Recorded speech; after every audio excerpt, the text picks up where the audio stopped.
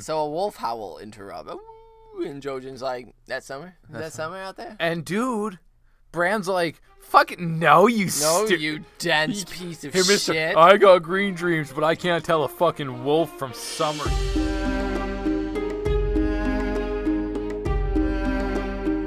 Hey everybody, and welcome to another episode of Brotherhood Without Manners, your favorite full spoiler reread podcast of George R.R. Martin's A Song of Ice and Fire series, baby. Nice and smooth. As always, I'm your host, Zach. Sitting here next to me, this goon, Nate. I'm Nate. I'm not nearly as smooth as Zach just was. That was pretty fucking sexy. That was pretty good. If you've joined us before, thank you for coming back. I don't know why you keep doing it, but we love you anyway. If you have not been here before, ignore that previous statement. Why wouldn't you want to return? We are full spoiler. This is the only warning at the top of the episode. We will potentially talk about things that happen way later in the series or are never going to happen. Vampires. But I figured I'd sneak it in right at the top of the episode. If you joined us last time, we were reading Daenerys 1. Yeah, we were. And Daenerys was aboard her ship Balerion, having been picked up by Illyrio Malpatis' men, Sir Arstan Whitebeard and Strong Belwas. Barry the Bold, as we actually know. Jorah is basically advising her not to trust anyone but him, and she was getting details of her family from Arstan, and it was nice, a nice moment. And then Jorah approached her in her bedchamber later that night and told her basically, you should take these men, test their loyalty, and see if they'll obey you, and turn for Astapor, where we can have an army when you meet with Illyrio Malpatis instead of just his men surrounding you. She thought there was reason in this and decided, yeah, let's do it. Started to issue the commands, and then he rapes her. Yeah, he gets gross. He's a fucking gross fuck. Anyway, that's how it ends, unfortunately, for poor Daenerys, who, gets him off, obviously. Gross. We do have a Daenerys, too. But this chapter, we're reading Bran. So, the first point of view in the entire series, excluding the prologue. Yeah.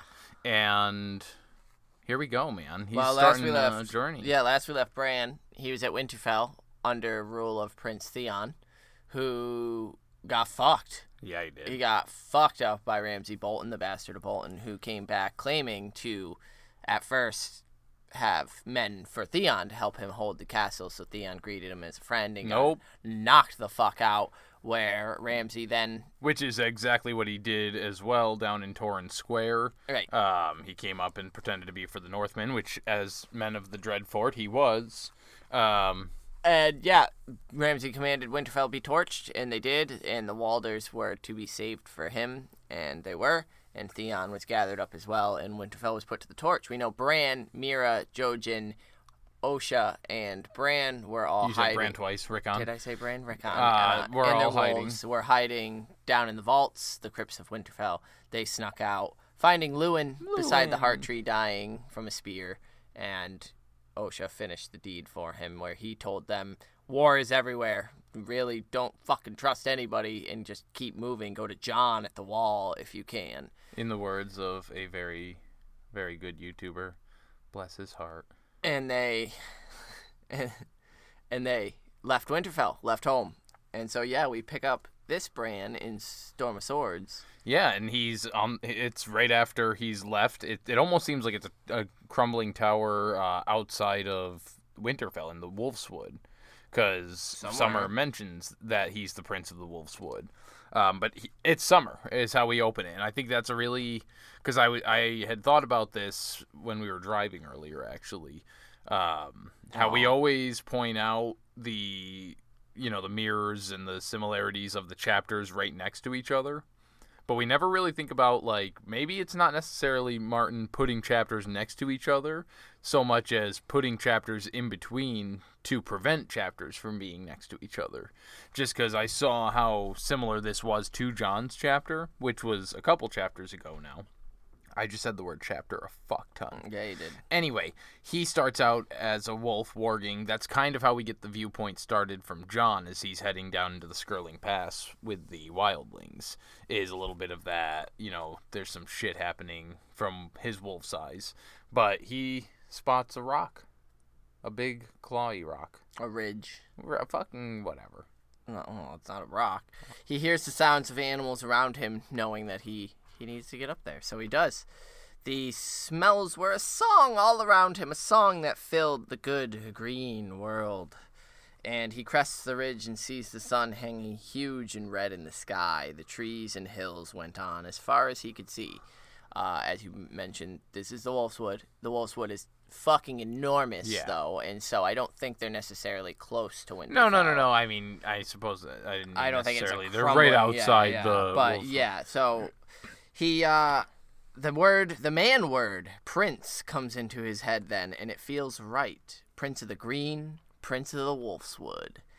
So I really liked the idea of the fact that, because there was a jutting rock out on the ridge that he was standing on, and all I could think was Pride Rock, and he's just this big wolfy badass like a lion. All I could think of is how Bran needs to listen to his fucking mentor Jojen read, because all this to me said was this was Bran's attempt at putting his will over the situation. Everything the sun touches, Simba. He's Summer. trying to basically assert his dominance and say, I'm prince of these woods, but it's Summer, so Summer's like, yeah, fuck yeah, I'm prince of these woods. And it's, again, that control situation that Jojen mentions later. Yeah, and that was something I have noted here as well, is that this whole scene, because he's next going to see some wolves down hunting. Yeah. But it's that this is all Summer. That strange man word came up. Because it was Bran trying to assert himself, but that's it. Summer took it and appropriated and he goes, it. "Yeah, it fits. Yeah, I'm strong and fierce and badass. I am the prince. Fuck yeah, And he sees a flash of gray down at the baseline of the trees and sees wolves. He knows his little cousins chasing down some prey, and then he sees more of them and realizes it's a whole pack. He'd had a pack once. They were 5 and a 6th who stood aside. Somewhere in him, he knew that the sounds that the men had given them, but he remembered them by their scents. They had smelled alike, smelled of pack, but each was different, too. Yeah, and so the main one that he points out is Shaggy Dog, who he says angry brother. with the green eyes, and he's nearby, but moving further away every single day. And he still can, he might not be able to hear them or see them or smell them, but he can sense them. All but the sister they had lost. 4 and 1 more. The white who has no voice. Yeah, 4 now, not 5. Right, because there was You left Lady. out the gut punch. Yeah, Lady. And his tail droops when he thinks of her, when he remembers her. Like, oh, Summer. No, like that's... And we clearly know that all the wolves are experiencing that. Why the fuck is Ghost so cool?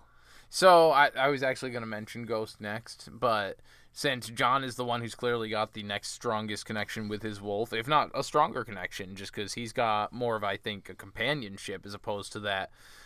Again, I feel like Summer's wearing the pants in this relationship right now. Oh, absolutely. And so, Jon, it's more of that friendship, like, we're buddies in this, that, I don't know, I like the whole... I forget where I was going with this. What were we fucking... The one that has no voice? Why is Ghost so cool?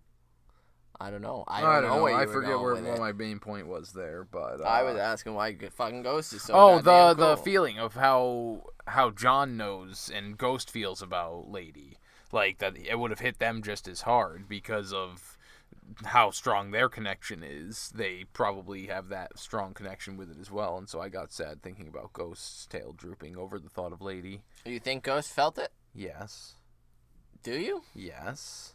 Even though he's the one who stood aside. He's the 6th who stood aside. He's the 5th with no voice. But even Summer's like, we still feel him. Like I still feel him. He's not. He's still part of the pack, and he still senses him.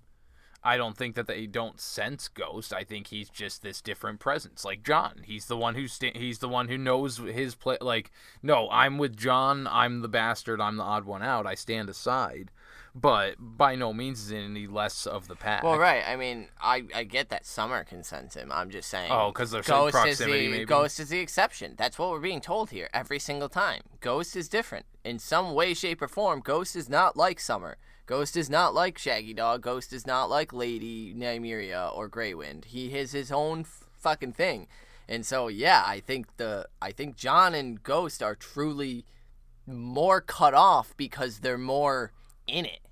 In a weird way, that going north of the wall, they're more connected to themselves, where right, they're less able to connect to the other. Yeah, it's less about the pack up all across the continent, and it's these two are their pack. They need to be the pack for each other. I still think even now, where they're in the Skirling Pass and with the wildlings, significant things, Lady dying, if Nymeria died, or like Summer took a mortal wound, I feel like they would all. Right, I'm sure Ghost knows that Lady maybe died, but I don't think he's feeling, the sort of Apple Map splips that Summer has right now. No, I was more referring to how sad I was about Lady's thing. But he continues saying that his sister had left the wilds to walk in the halls of Manrock, and once within, the path back out was hard to find.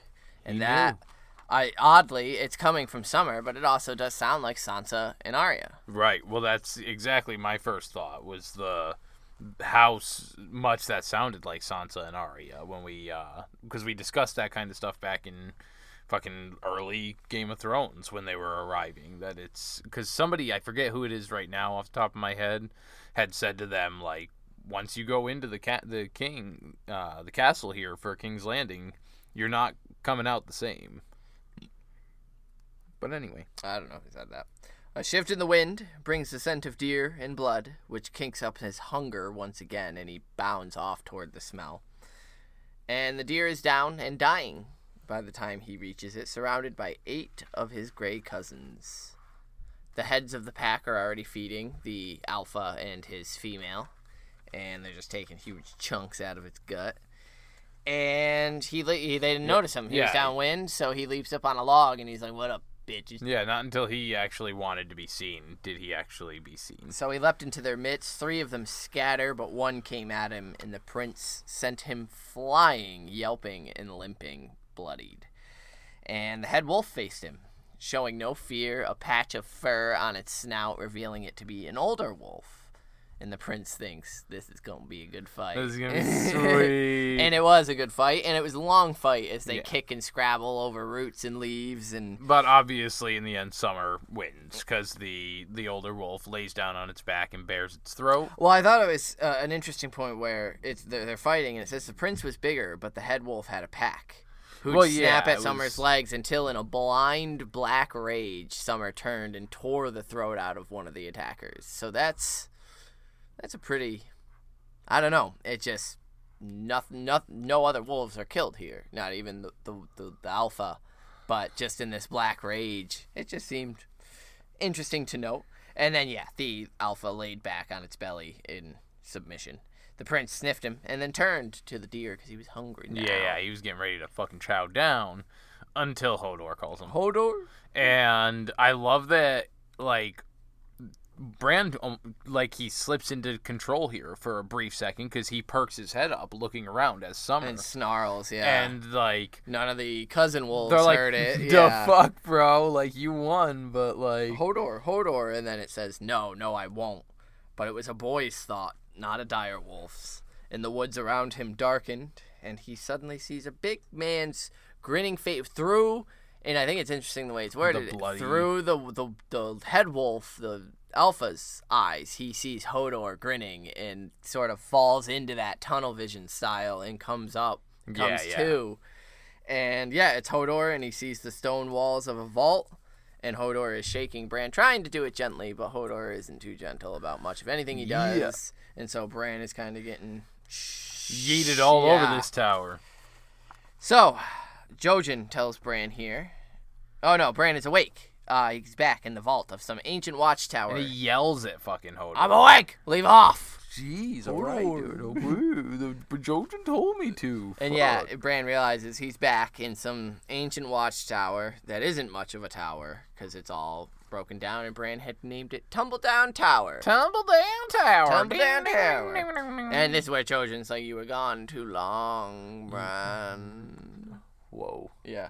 And Bran says that he wanted to eat. So is Jojen like sitting cross-legged, hovering over a crate here? No, he's leaned back you on. Like, were gone too long. he was leaned back, reclined on some hay, just smoking a fat dude. That's like, it. Yeah, Oh, he's you that. were gone way too long, bro. I had to smoke this whole thing by myself.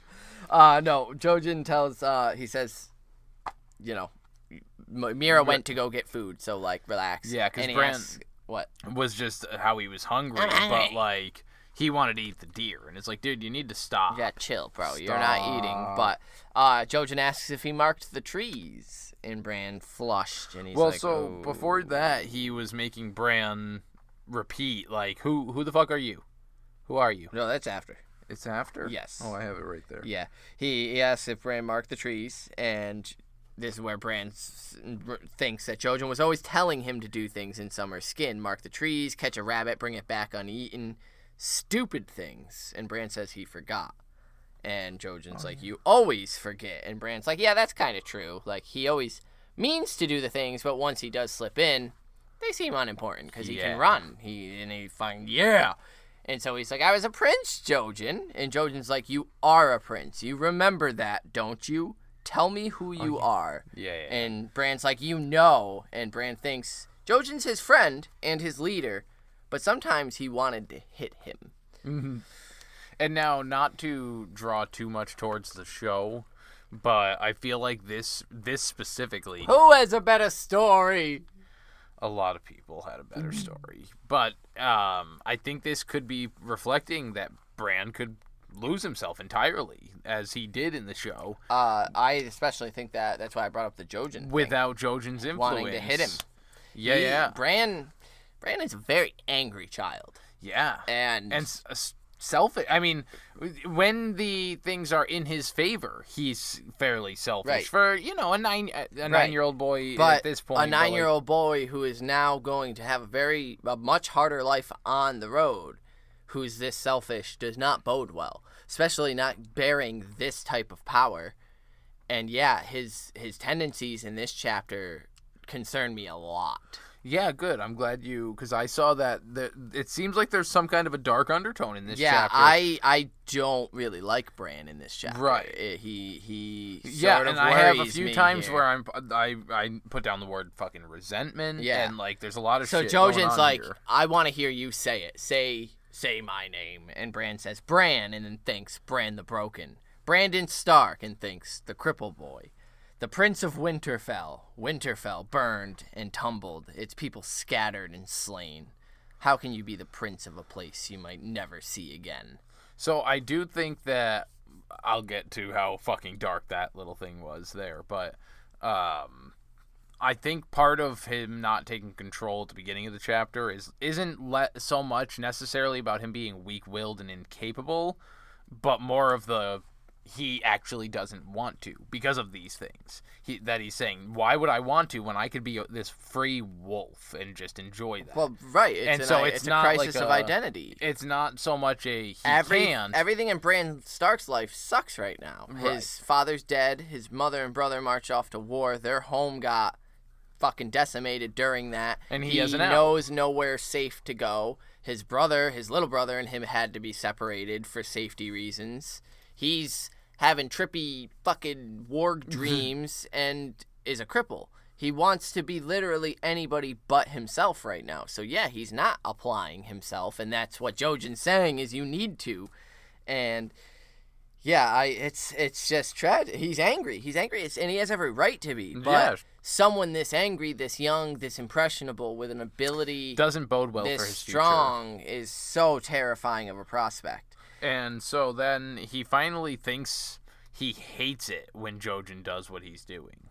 Like, I hate it when he does that. Yeah, it makes me repeat this stuff. Because Jojen says, Bran the boy and Summer the wolf. You are two then. And Bran says, yes, 2 and 1.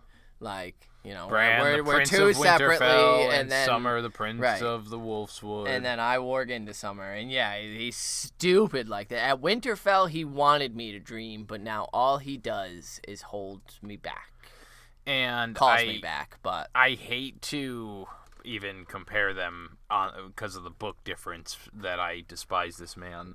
But Theon was very much, he's doing this to spite me. He's holding me back. My father's doing this. This person won't let me do that.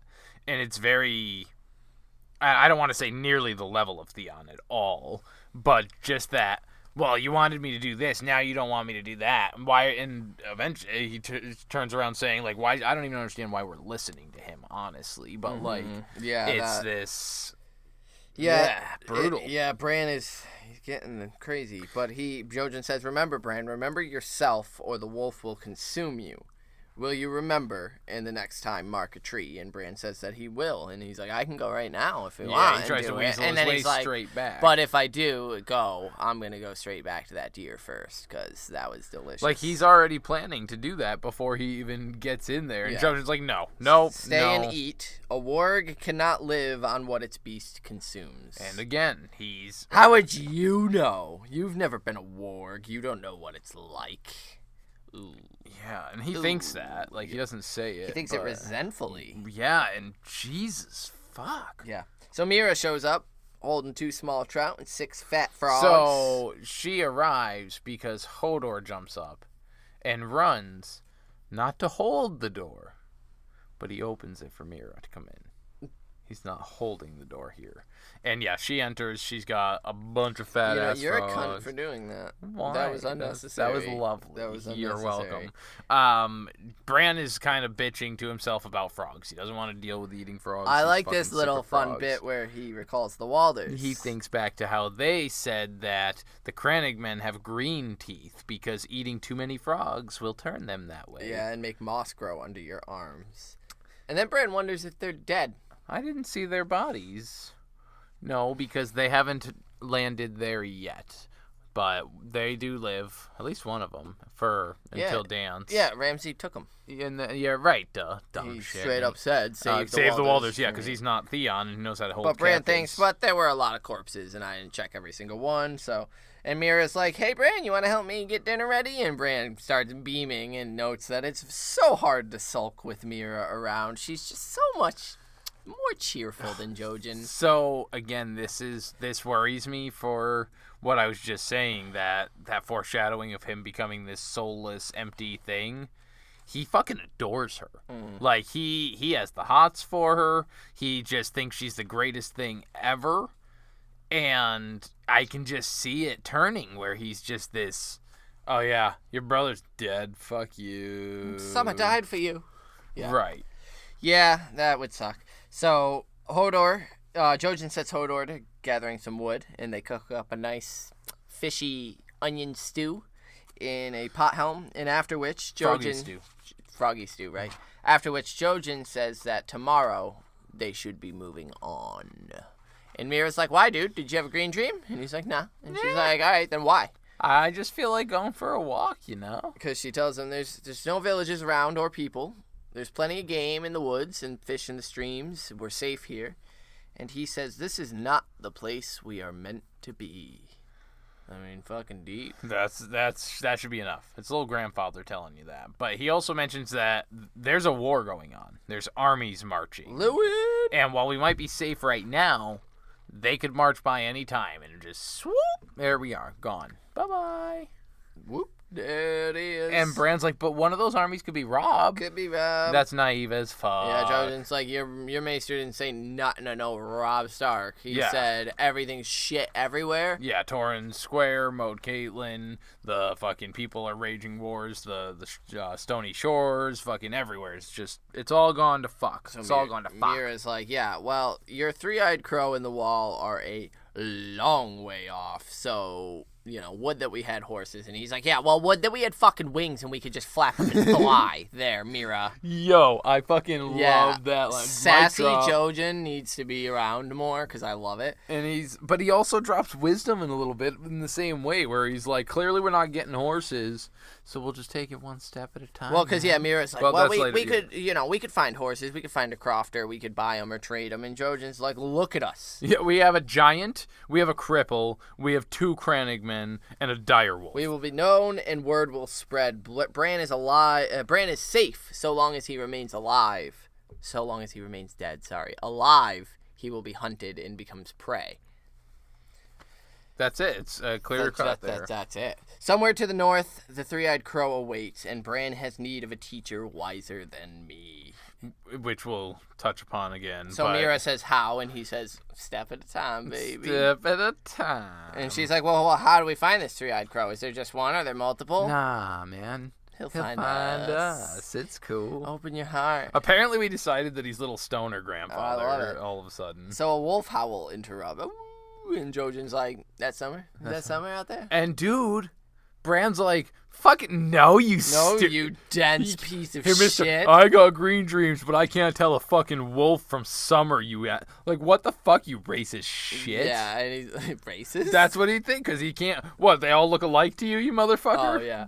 Yeah, and then Bran starts going down this other train of thought where he's like, why the fuck do we even listen to him? He's not a hunter, he's not quick like Meera, he's not a big giant fighter like Hodor.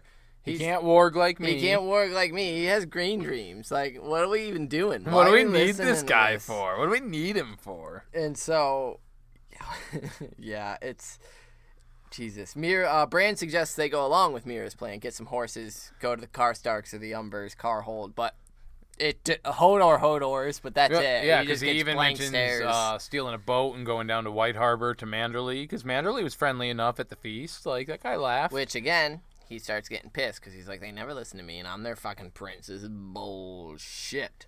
And Hodor can't control his Hodoring, and so they kick him out.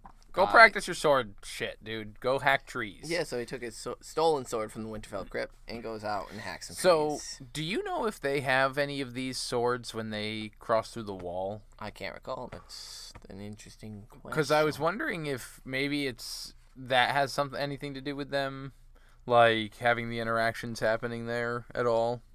But if you don't remember, I'm not going to harp on it. So Bran asks Jojen what he means by teacher. He says, you're my teacher. My third eye is open now. Now, why is he saying that if he doesn't want to listen to any of his fucking teachings?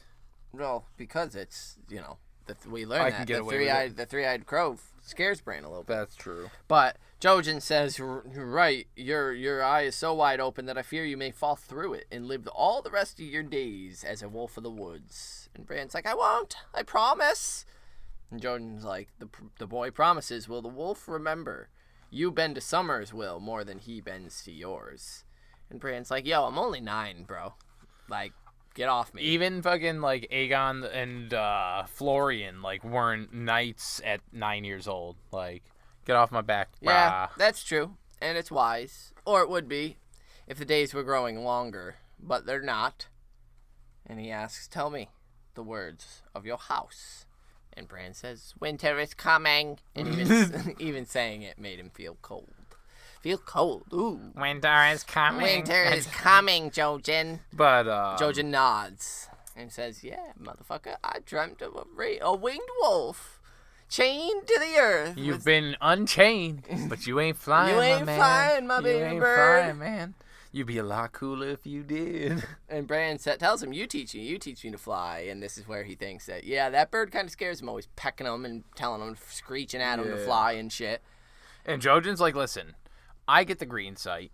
Meera's out fucking hunting badass monster frogs the size of your goddamn head. You ain't hold up, before that. Because Bran says, you're a green seer. And Jojen says, no, I'm only a boy who dreams. Green seers were more than that.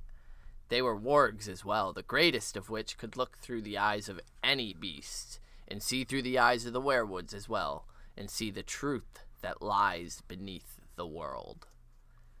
Is there, like... a literal sense of something beneath the world? Is there a literal, like, truth that will, like, shatter everything? Is there just, like, some one thing that Bran will find out that will literally... just kind of change the way everything in this world is thought, or is it just he sees through the network and can see through time? I think that option too, as neat as it would be, I don't know, like, because I know there's even some theories, but I don't know that.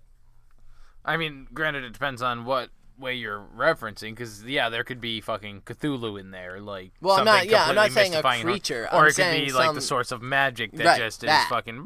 That type of thing. I don't know, man. I don't know. I think it's more of just being able to see events. Why? What do you think? Anything? Or No, you it's just the phrasing is very. The truth that lies beneath the world is just a very interesting way to phrase it. I mean, maybe it's just because all the roots are connected, and so that it's kind of referencing. Yeah, that but like, the Werewood Network. I mean, the Werewood Network doesn't inherently mean truth just because you can see through it, though. Because you can see, like, people lie. But that's it. You can see other angles of that, and I mean, I don't know. I'm just. Well, that's what I'm just playing devil's advocate. Like, it could be. Who knows with this? If you're seeing the truth of what lies beneath the world, and especially with coming out of his mouth, like anything he's dreaming is coming out in puzzles and fucking as prophecy stuff anyway. And so, of course, he's going to speak in riddles, so who knows if it's a literal meaning from George on the head thing, true. Or if it's a... But then he goes on to say, the gods give many gifts, Bran. My sister is a hunter. Her gift is to run swift and stand so still she seems to vanish. To me they gave the green dreams, and to you? You could be more than me, Bran. You are the winged wolf, and there's no telling how far or high you might fly, if you've had a proper teacher. Yeah, man, but it's not all about how high you fly. So Meera takes Bran's hand and, explain like I'm 5. If we stay here, you will not learn, save for what Jojen can teach you, and you've heard what he has to say on that. If we leave, we risk being taken. And she says, you're only a boy, but you're our prince as well. And we are sworn to you by iron and bronze, by ice and fire, by all the old sick-ass saying that the Cranning men say instead of all the dumb vows that everyone else says. Go listen to our Bran chapter from Clash. You'll hear what she said. And she says, the risk is yours, as is the gift. The choice should be yours as well. We are yours to command. In this, at least. And she grins at him. Meera is so charming. I fucking love Meera. Yeah, so does he. And he's like, for true... Like, you're going to let me You're going to for real listen, for real. And he thinks to himself, if they're going to listen, then I want to think this over. I'm going to think it through like father would. Like father would. Dude, that leads to you breaking your leg, so you need to be careful. He thinks of the Karstarks and how father always said they were stalwart and that their castle was heavily defendable. They'd be safe with them. Or he considers south to Lord Manderley, who seemed to look on him with a little less pity than all the other lords when he was up here. But Lewin had said that Clay Kerwin was dead, and Karstark and Manderley could be as well. He had no way of knowing. None. And if Bran was caught by either the Iron Men or the Bastard of Bolton, he'd be dead as well. Staying here would mean staying alive, and he thinks, and crippled. And that's what does it for him. He suddenly realizes he's crying, and he thinks, stupid baby, wherever you go, you'll still be crippled. The Karstarks or the White Harbor, it doesn't matter. I think this is where the resentment comes from, right here. Obviously, he's 9. He doesn't know how to direct it in a healthy manner, so he's been aiming everything at Jojen. You're trying to stop me from not being crippled. Right. And that's where, like, you stupid baby, you're like... Dude, you're crippled. You're 9. Like, of course, that's you why have every I keep right harping to... on Bran's anger here. It's not that he should know better. No, absolutely. Like he doesn't know how to. It but can he lead is a down very to angry child. His as legs well. have been stolen from him. He now feels like his mentor and teacher is not allowing him to run free and use the So yeah, there's a lot of resentment building, and it just doesn't bode well. And so yeah, he balls his fists into his hands into fists and says, "I want to fly. Please take me to the crow." And that's where we leave Bran. It's the first chapter. And yeah, I don't know. This one didn't leave that good of a feeling and taste in my mouth. I think this reread going on this journey up to meet Bloodraven up there, man, that it's going to get dark. It's going to be a darker trail going through here that we're going to be putting on. I like the whole vibe of this chapter, though. Like this secret little tower where these 3 are talking about the secret magics of the universe. Do you think that the frogs stew Foreshadows If you Jojen pace. why do you obsess with Jojen pace? Jojen pace. I mean, it doesn't like hurt my heart. I'm not like devoted to Jojen. I just love Jojen pace. And like, okay, no, I don't think it could. a frog stew in Bran 1 with Storm of the Swords. frogs are the Crannig men, so they're gonna eat the frog. The frogs. Yeah. We're going to convene our small council to give our inductees and hopefully forget about that stupid shit we just heard from Nate. So, Jojen paste. We'll see you on the small council.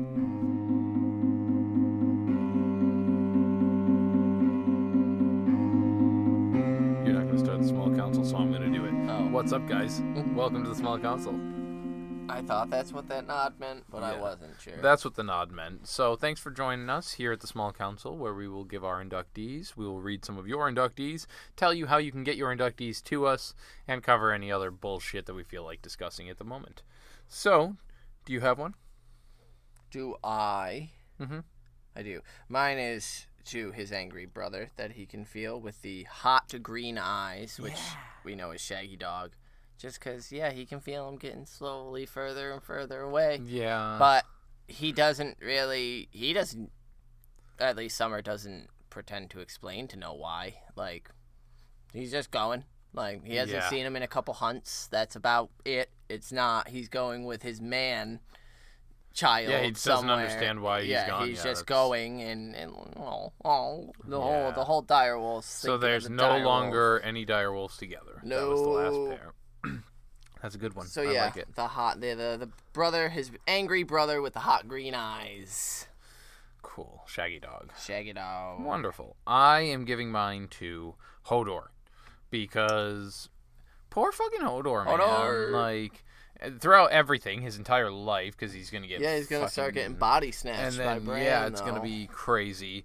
But this chapter in particular, like he was just Jojen's chilling there, just. What up? Like, hey, Hodor, go wake up Bran, man. Go do. And he's like, Hodor, and just, Hodor, fucking get off me, Hodor. Yeah, right, Bran's dude. being a little shit this chapter. So, I'm going to give it to Hodor, because poor Hodor gets yelled at. I'm going to, I think we need to set up a room here at the Brotherhood where it's just, padded with, a big fucking something for him to bash with sticks, and I don't know, what you want to put Hodor in a big padded room? Wow, dude. With something for him to bash with sticks. It's not locked. I'm not fucking keying him in there. I'm putting him in there so that if he wants to bash the fucking stuff that we put. Whatever. Moving on from that. Hodor's my inductee. We got an inductee from the Dreadfort. A little raven arrived today. It says, hey guys, not the most exciting Bran chapter. Reads more like a recap. I'm not the biggest fan of Jojen, but I did agree with what he was saying. Love how Bran is so optimistic, hoping his big bro will save Winterfell. Sorry, kiddo, your brother is too busy getting it on at the crag. Did you notice the similarities on how Dany and Bran chapters ended? Both chose to travel into unknown territories to pursue their destiny further. God damn it, I missed that. That is a astute observation, sir. Very well. My inductee is the badass wolf that went toe-to-toe with Summer. No fucks were given. Yes. Live to fight another day.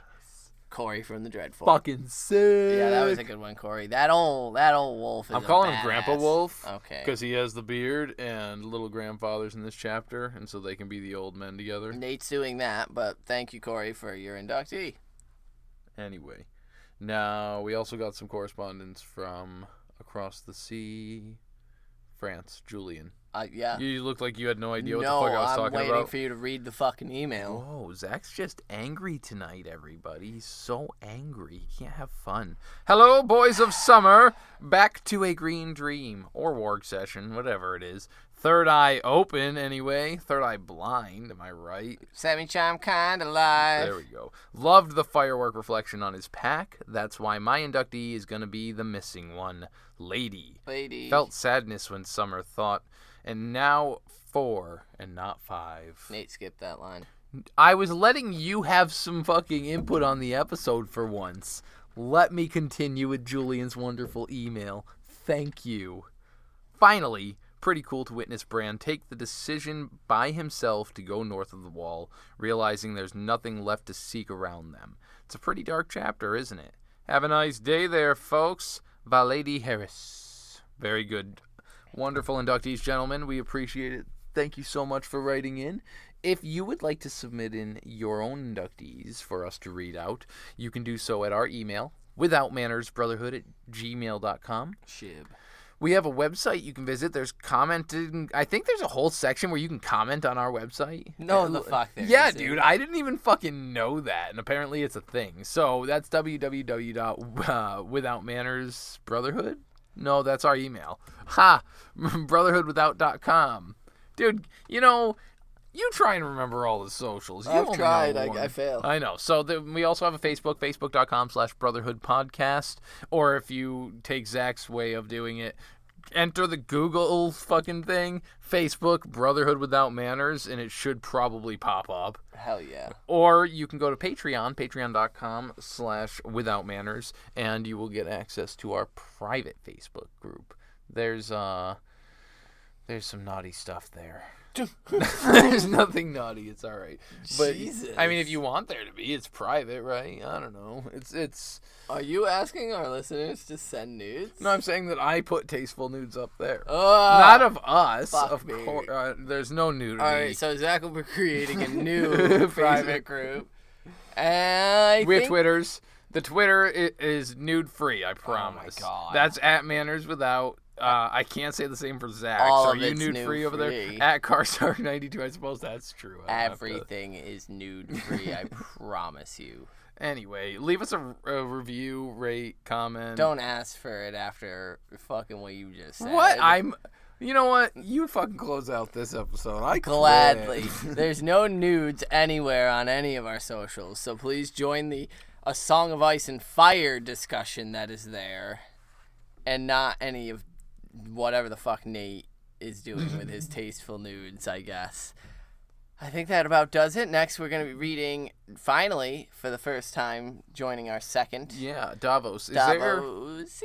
Oh, no, that's right. I keep, for some reason, thinking that fucking Theon 1's coming up, but we don't see that son of a bitch for a while now. No.